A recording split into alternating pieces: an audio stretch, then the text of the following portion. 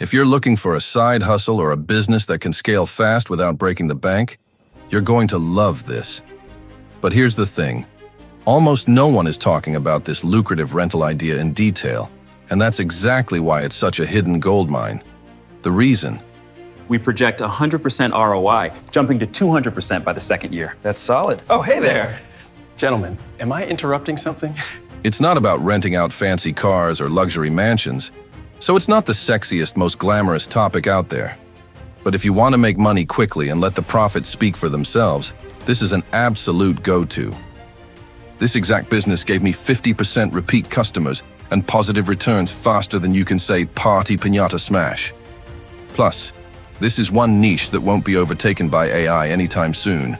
It's hands-on, local, and evergreen for years to come. So today, we're diving into the most lucrative rental idea no one is talking about: the party rental business.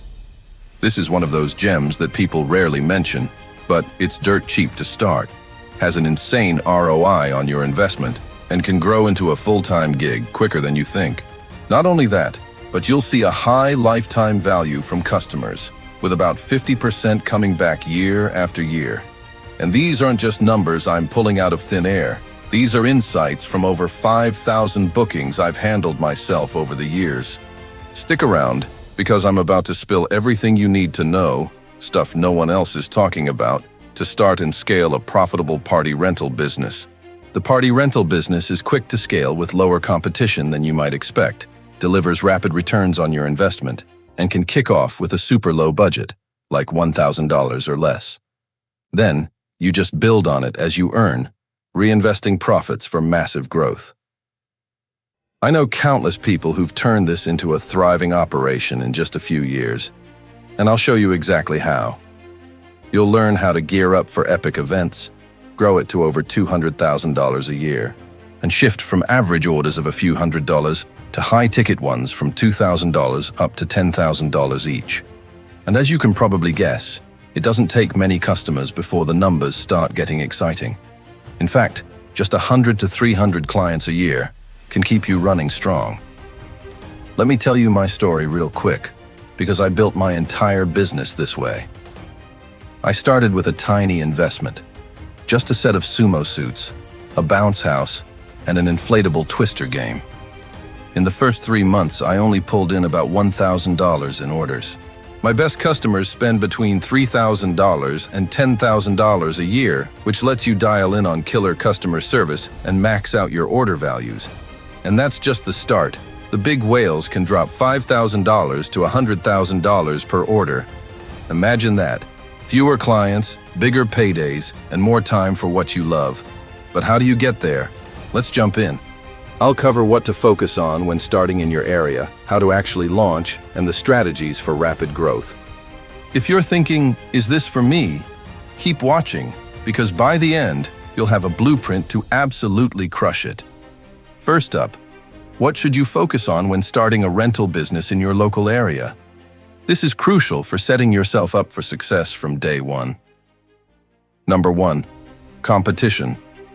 Scope out who's already in the game. Use tools like Google or Facebook to search for party rentals near me. If there's heavy competition, that's not a deal breaker. It just means there's demand. But you want to aim for areas where you can stand out. In my experience, underserved spots with just 2 or 3 competitors are gold mines because you can swoop in with better service or more unique gear. Number 2, your potential customer base.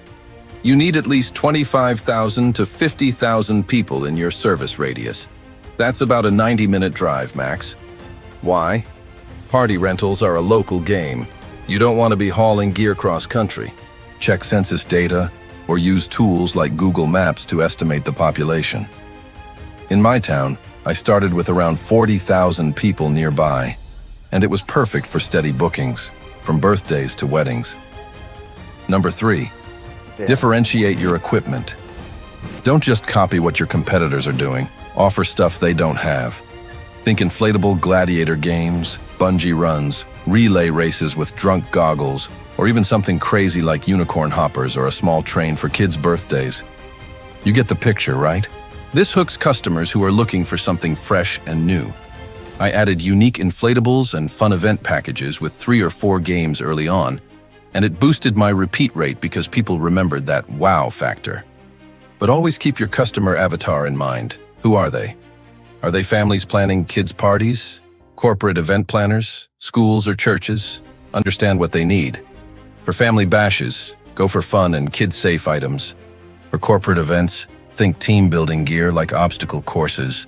Tailor your inventory to their events, and you'll convert inquiries way faster. Pro tip: survey locals in Facebook groups to really nail this down. All right, that's the foundation. Now, how do you actually start a party rental business? If you're hooked so far, hit that like button and let's keep going.